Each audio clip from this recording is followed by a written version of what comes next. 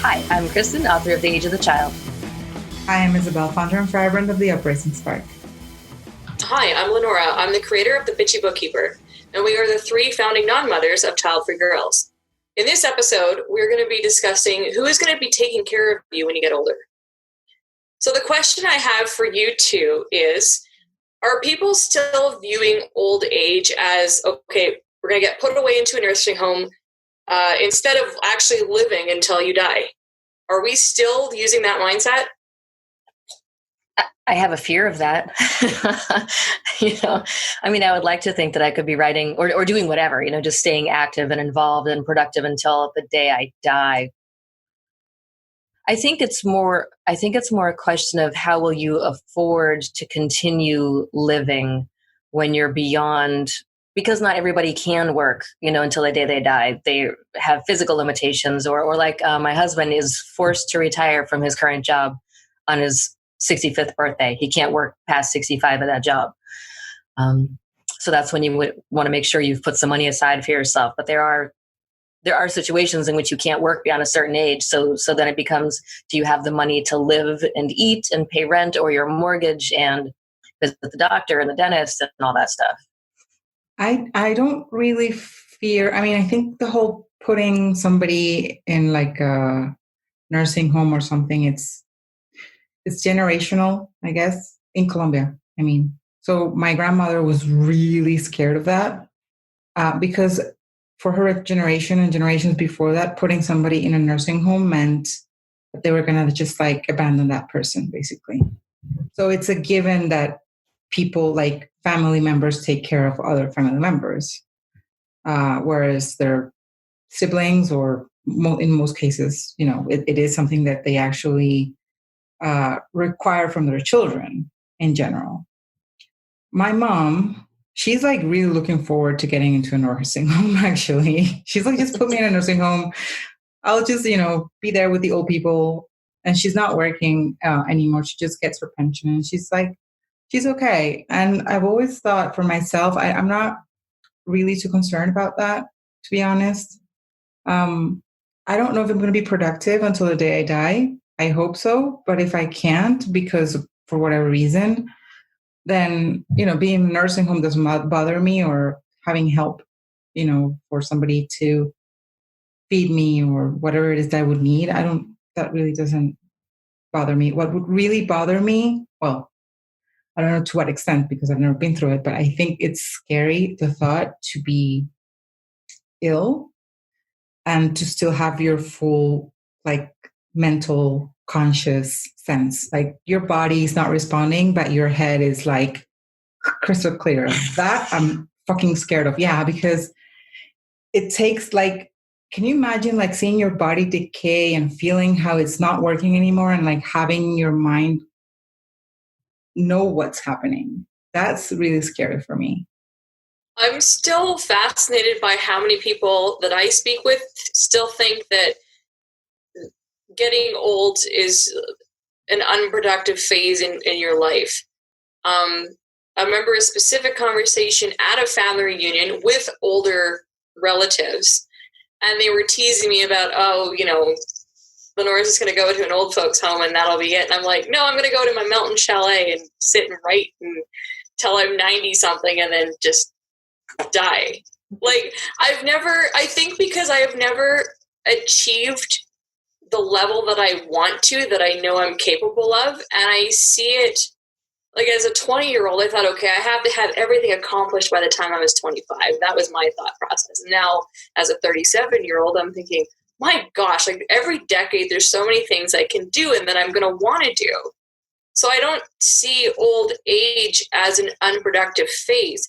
Of course, things can go wrong, but if that's all I think about, well, what's going to happen? Like, I don't view, there's so many things that a person can do. And I'm just surprised that people still have that thought here. I mean, even amongst my own family, that's how you view older years. Like after, 70, you're done. Like if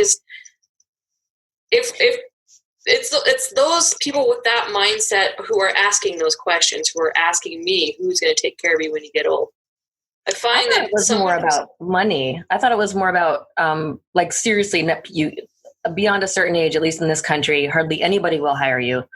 Unless you have saved and prepared for whatever retirement is, because not everything everybody does makes money either. I mean, right. So regardless of in what way you are productive or aren't productive, there's no guarantee you're going to continue making money beyond the age of, 65 or 70. So you need to have money regardless. You need to have it somewhere. But think of all the people who are supporting their adult children and supporting the grandkids. And they're in their 70s and 80s. Like I worked with a lady who was still supporting her daughter and her daughter's children who were 25 and still I'm not saying working. It's not possible. I'm just saying you need to plan for it, because people will rely on at the very minimum, if someone has a kid who will take care of them and who will give them a room to stay in, you at least have that if you have nothing else. But everybody should be prepared for the time when they're going to need money, kids aside. Kids or no kids. Absolutely. It's just a planning thing. It's just practical. Mm-hmm. Yeah. I feel that, I don't know, what I've seen in generations like my mom's is that they all had their 9-to-5 jobs. They would say maybe 20 odd years in the same company or whatever. Like, that longevity for them meant that you were reliable and you were responsible. Like, they don't understand why millennials just keep on changing jobs, basically. They don't get why people would go into being an entrepreneur. So I think for my mom and for their generation, it was like, okay, it's time to like rest. I've been giving my 9-to-5 during 30, 40, whatever years to, whomever else. I have already my retirement done. Like I can go into retirement with a pension. So I have my money. I'll be fine. I need to rest. Like, I need to just really don't do anything. But in my case specifically, and I think maybe you girls can relate to this, I want to become an entrepreneur. I want to travel the world. So I'm going to have I'm not going to say a tougher time, but it's going to be an exercise in really being very organized, like you just mentioned, Kristen, about, putting money aside or whatever, because I would love to do this forever. But because the thing is, when you're doing something that you're passionate about, it doesn't feel like work, right? So I guess you wouldn't want to like rest from it in a way. It's like, I can do it until whatever. But if something fails, your mind, your body, whatever it is, and you can't do it anymore, then yes, you need to have a plan. That's for sure. So what is your guys' plan? How are you two going to take care of me when I get old? We're going to buy one of those. We'll buy one of those old lady villas, like there are these women who are buying like a little teeny neighborhood or a bunch of houses close together, and we'll just have like little row houses or something so we can do proof of life checks every month. Actually, but I wanted to bring this up. The sense of developing your own community, or not your own community, but developing a sense of community as you live through life. I may have mentioned this in a previous episode, but my dad always told me, like, be friends with the younger generation, because that's who's going to take care of you when you get older. Now, he chose to do a religious lifestyle where that was kind of the thing. Like, it doesn't matter if you had kids or not. If you belong to a religion, it's the church, the people in the church take care of you, because he'd seen that with another relative of his who was cared for, and it wasn't even family members. So my dad went the religious route as far as building a sense of community. So, and I'm not interested in going that way, but I always think of somehow, whether it's creating something that gives you a following or allows you to connect with people on a certain level that you are cared for, whether, physically or just, people care about your well-being. That's how I view it. Like, people just kind of get into their own little bubble and say, okay, I'm going to have X number of kids and they're going to have X number of kids. And that's how I'm creating my little community to take care of me. But yet we can actually create communities in different ways, where even if it's just someone sending you good vibes, like, or sending them, they say thoughts and prayers, whatever you believe, even that is better than nothing. And I just feel that we're not encouraged to develop a sense of community in a way that suits you outside of procreating. There was a study, it was in a Malcolm Gladwell book, and I forget the title of the book, but there was this community of people who seemed to live longer than everybody else. It wasn't their diet. It wasn't, their amount of exercise. I think maybe no one there had ever had a heart attack or something really extreme in the health department and longevity.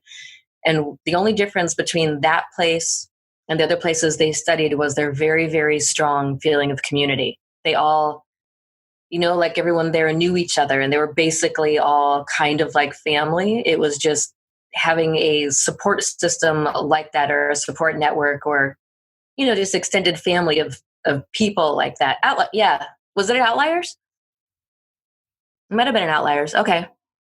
And it's just incredible how important it is to have that kind of bolstering of your existence. I mean, I don't even know how to describe it, but just having people seems to be absolutely critical. Oh, yeah. I mean, I would agree with that even without having read, because that rang a bell. That's why I was like, okay. I was looking at my library. But the thing is, I mean, I, for example, personally, so before I go into what I want to go into, to the comment that LeNora made about, people having children who would have children who would just, we've talked about this many times. There is absolutely no guarantee that if you have children and they have children in turn, they're going to take care of you. So there's no guarantee at all. So I, for one of the things that I would really, really want to do, and it's actually in my bucket list, is really to create a retirement community for childfree people. So it would be like you just, sort of like you mentioned, like, I don't know, maybe it would be a whole neighborhood, or maybe not a whole neighborhood, maybe just, a few houses or whatever. But, just knowing that you have that community there, that support, people who know what you're going through, people who understand, people who can you relate to, and just in general, like, can you imagine when you're 70 or 80 years old talking to somebody and talking about everything that you achieved in their child-free life? How cool would that be? Just exchanging all those experiences. So I feel that is a really good, possibility for me. Of course, doesn't take away the fact that I have to save up, I have to have money, and I have to make sure that I'm going to be able to sustain myself during those years. But I think definitely community is it's going to be a big part of it. Yeah. I see that happening more and more as a necessity because, look at how much the child-free community is trying to build something now as it is, and we're I don't speak for the majority, but we're all fairly young, and the ones that are talking about it. So, as the younger generations become more aware of this lifestyle choice and choose it for themselves. I mean, it's just naturally going to, I don't know, how did old folks' homes get started in the first place? Because in Canada, it's fairly common, or like the elder living where they advertise all the glamorous stuff you can do. It's like basically living on a cruise ship in a building. They have all of the amenities. My grandmother's lived in these, and they're fantastic. You have all the socializing things, and everybody wants to get their parent into that because the kids still want to travel as their kids are having their own children. So everybody just wants freedom, and they don't want to look after the elderly people, which is fair. And so these lifestyle communities are popping up all over the place and very popular because they have everything that they could want, including proper caregivers, that are trained. So, and then the grandkids or kids come and visit whenever they feel like it, I mean, so I don't know how that all got started, but there was a need for it. So there is going to be a need for child-free communities for older people, which I'm all for. You just reminded me of a story I read somewhere. Can't remember what it was. This lady, she's American, and she's a widow, and with her pension and whatever her husband left her or something, I think she doesn't have any children either. She cannot afford a home in the US. Like, it's too expensive. So what she does is she sails around the world in a cruise all the time, 365 days a year, because it's cheaper than living in actual, mainland. So she's like just cruising along, she's just going her cruise. And it's actually, she's like, I have enough until I'm 110 and I don't think I'm going to last that much. So, we can do it. I'd be all for that. Or That in is a really hotel. cool. I've read women have done that, like staying in a hotel, like a decent hotel, like just have like maid service, room service, works out. Yeah. Kristen's like, sign me up for that. I love hotels. I would happily live in a hotel. Yeah. You know what? The one thing that I think this is maybe one of my irrational fears, but I'm kind of I'm a bit of a hoarder. And the one thing that I'm like really, really worried about, and I'm not even close to retiring, but it's just the amount of stuff that I have. Like, what am I going to do with all this? Like, I like my stuff. And it's like, if I go to like a retirement home, I only have like a bedroom. Like, where am I going to put all my stuff? You know what I mean? Like, I worry about that. It's just really silly, but it's like, and like, I have an old radio. It's huge. It was my grandfather's. Like, he bought it back in the 1950s. I have it with me, and I'm like, who am I going to like lift this radio to? Like, who's going to inherit it? But it's just things, in the end. So you can fit a lot of stuff in one of those rooms. When I drove a cab, sometimes people would call the cab to have things delivered. And there was a woman living in a retirement home. Her husband had died at some point. I don't know, but she had a picture of those two together in the 1940s, probably when they first got together. But I delivered to her a carton of cigarettes and I think a bottle of something. And she just kind of hangs out in her room and has drinks, smokes her cigarettes, but she had so much stuff. I mean, it wasn't hoarder-like on the TV, but there was a lot of stuff in there. And it was probably all of her most special things. But if you have enough shelves, I think you can stack up a lot. You don't even need shelves. You just need floor space and like 4 walls and a roof. Because 2 years ago, I helped clean out my uncle's house, and 2 of the largest dumpsters we could rent later, plus 2 estate sales, and the house still has stuff in it. It's like all of my old birthday cards or birthday cards that I, as a child, ever wrote to him, letters, family stuff, but just he liked to yard sale. So on a surface level, we all accumulate things, and it's never really going to go or be used with the intent that we wished it were used. Like, I would love to say, oh, my nephews are going to love and care for the 120-year-old violin that I have, whatever. Like, they're not musical. Like, it's just, really, it doesn't matter. It's like, you just enjoy what you have, enjoy what you can do. I think that's the thing that annoys me the most about that question of who's going to take care of you. It's like, sometimes life forces you just to really enjoy what you have now because you don't know what's happening tomorrow. That question takes away from enjoying life now. And it's like this thing of we have to suffer now to get rewards later, which that's what I view parenthood as. Exactly. Yeah. It's like, well, who's going to take care of you when you get older means, don't you think that even if you don't want kids, you should get pregnant, carry the pregnancy, and then raise a baby into adulthood every single day for the rest of your life, just so maybe you have someone to take care of you when you're older. So don't enjoy your life now so that maybe you can enjoy it later for less amount of time, like in the remaining years you have left instead of now. And less of ability. I mean, when you're able-bodied, I don't know about you two, but every morning, like, I wiggle my fingers and toes, and no matter what's going on in my life, I'm like, okay, I still have a full functioning body. My brain works. I don't have to think about how, like, everything works. So I am still, like, I don't have chronic stiffness. I mean, yes, I don't feel as loose as I did when I was 20. I've never been flexible anyway, so whatever. But, you do realize that you still have, like, you function. So why not enjoy that? I get through by never having any plans or any expectations. And actually, that works too. I would think I'd be the last person to agree with that, but I'm kind of at that point right now. I mean, I've never planned anything. I never wanted to get married.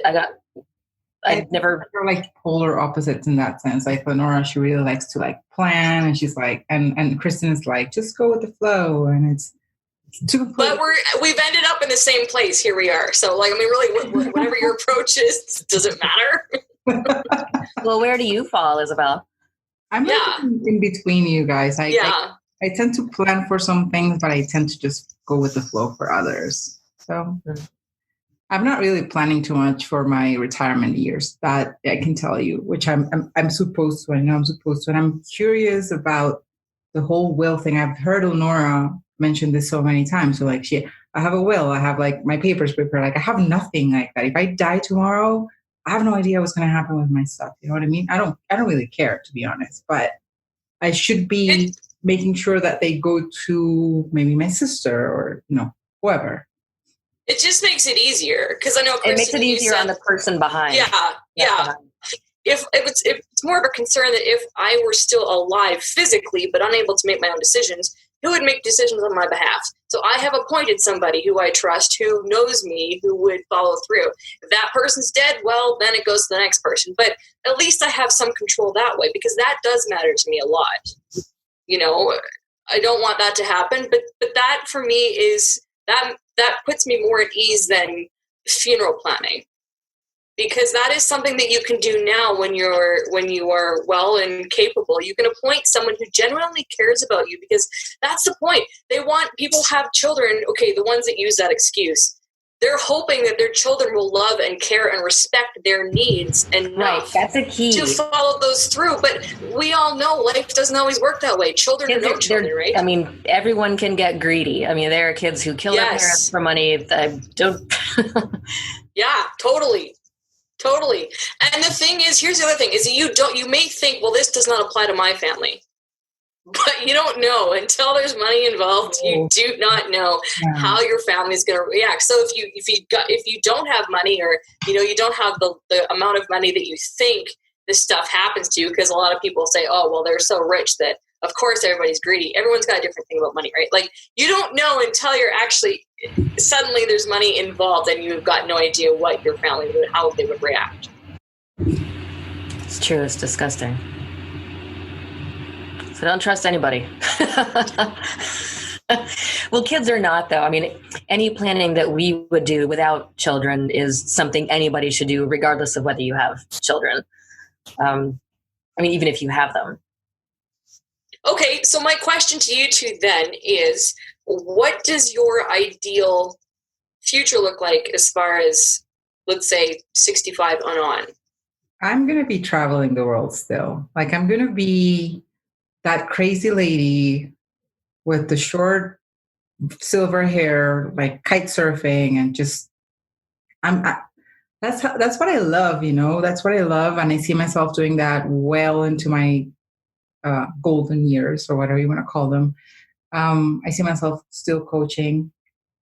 I see myself really not having any attachment to like a physical space, because I want to be free that way up until my body like gives up, and at some point your body's going to be really tired, I guess. I mean, and at that point I'll say, okay, I'm just going to like come into my child-free retirement community and just, chill with my homies. I don't know what I really, because I'm not a planner in that way, and I mean, when I was 17, I didn't have any concept of being 30, and I had no idea what would happen or if I would even be alive. Like, it just didn't make sense to me to see that. Not like I was I had a death wish or anything, or was suicidal. I just couldn't envision adulthood.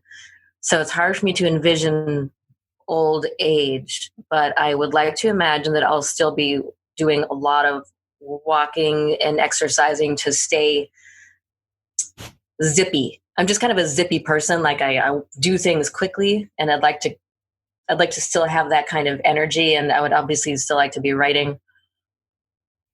I think that's pretty much it. I'd like to still be writing and having the mental capacity to do that. Simple. I just want to feel like I'm finally able to express awesomely how I feel and my ideas. Like, I hope by that point I am able to create what I feel at a faster rate. Like with writing and music and all that sort of thing, there's many specific things I want to accomplish, but it's just the feeling, the satisfaction of knowing I am able to express myself in a way that reaches people. Just even conversations with people like, well, what you're going to do doesn't matter, or what you do doesn't matter, and no one's going to be around to share your message and whatnot. It's like, well, no, if you've been able to express yourself and reach other people, people will pass that on for you in other ways, right? Mm-hmm. I think that's from a creative standpoint, because I am creative. So that's my hope for my future, is that I'm able to, in whatever capacity, just express myself clear. I'd like to express my confusion over Isabel's fantasy of short silver hair. Why? Long silver hair for me. I have long silver hair now. Like, it's like 2 strands, but I guess I just see myself as this like really active old lady who has no time to go to the, to get her hair done or whatever, because that's what old ladies do, right? Like, that's my idea. You just spend a lot They get little curls. They get those little teeny curls. You gonna get those? No, that's the thing. They're always at the hairdressers. Like, you see them there, like getting their coif done or whatever. And it's just like, for me, it's just a waste of time. I just want to be like a salty person in the ocean all the time. And like, I just need short hair for that. What color hair do you want to have when you're old, Kristen? I would like to think that I'll reach the point when I'm okay with it being all gray. I have this streak. I have a gray streak growing that I think is amazing. I love it. But I'm not quite sure how I feel about a full head of gray yet. But I do have a fantasy of having it like kind of like the dark gray with the white streaks. I would want some coloring in it to make it not just gray. I'd want it to have like cool kind of white highlights or something, but long. I have those. My temples are all like gray silver highlights. I don't know if you can see that right now, but they are. They're just here. I got that from my parents. Like, both my parents had, like, I haven't colored my hair, and like I don't dye my hair. I just let it grow naturally, but it's here. I have inherited that from my parents, so it's here, and a few long strands here. And I'm like, I like long hair, so I want mine to be white, because I think maybe women of color like to have we have the blonde fantasy, right? So if my hair is just naturally white, then that will look cool. But that can come later. I'm good with this right now, because I'm not even 40 yet, and like my mom thinks, like, I didn't get my dad's dark black African hair. I got my white mother's Irish hair that goes gray at the temples. So anyway. I like silver hair. I'm going to keep my full head of silver as soon as it's, my sister, not like, I have just a few silver hairs here and there. White hairs, not silver, like white hairs. My sister, she's like, can I pluck them? She's just like, follows me. I need to pluck them. I'm like, keep your hands away from hair. Leave my hair alone. I'm fine with that. It's part of aging. I'm not even 40 yet either, but I like them. They're there, Well, that's the thing. And I guess as we wrap up, I want to speak to a comment that we were talking about in chat about that someone left on our YouTube comment we left somewhere else. They were talking about lonely and bitter child-free women, or lonely and bitter childless women. Where does this bitterness come from? Who's bitter? well, that's just it, because there's this misconception, and this actually does tie in with this topic, is that we're just going to be sitting around, the three of us in our rocking chairs. I'm in a rocking chair right now, actually, griping about our lonely life.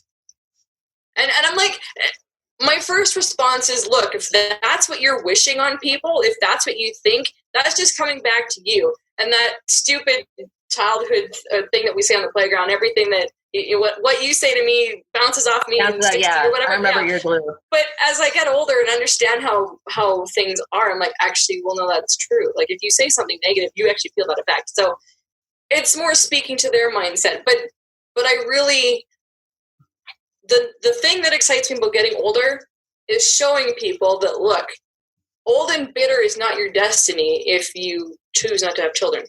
Because for some reason, certain people seem to think that. And you know what? I mean, whatever. They're if they view you that way, they're going to always view you that way.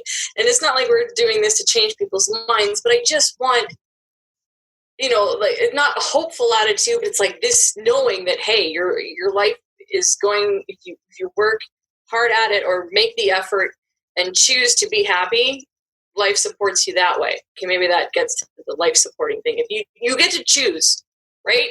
And somehow things work out. Yeah, they don't understand that the people who are bitter are the people who do things they don't want to do. Yes, or exactly. who don't do the things they desperately want to do. That's where bitterness comes from. So, so their assumption is that secretly we want children, or who cares? Who cares? Who cares what they think? I know.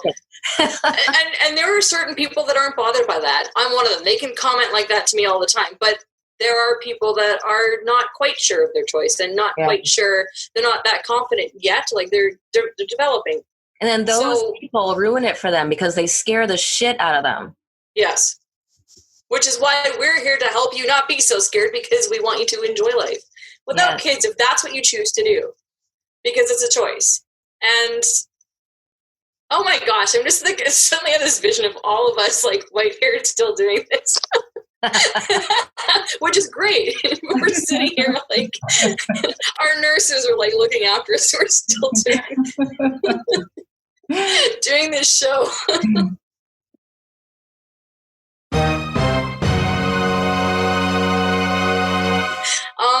Yeah, okay. Anyway, I think technology will evolve even further. We can just holograph ourselves in looking like this, even though we're 90. Well, that is all for this episode. Thank you for watching. We hope we have entertained you and given you something to think about. You can always send us your thoughts at childfreegirls@gmail.com, which is our email. And we have a blog. Catch us on the behind the scenes blog. That is new on our website as well. We'll leave a link to the website below. Instagram, Facebook, Twitter, the 3 primary social media places you can find us most active. Of course, we are on Pinterest and TikTok and LinkedIn, but the first 3 are the best. So everything's down below. Please subscribe to our YouTube channel. We love it when you leave comments, good, bad, or ugly, whatever. And yes, thank you for watching. Do you have any plans for your retirement? Cool. And if you do, leave them in the comments below here on YouTube. Oh.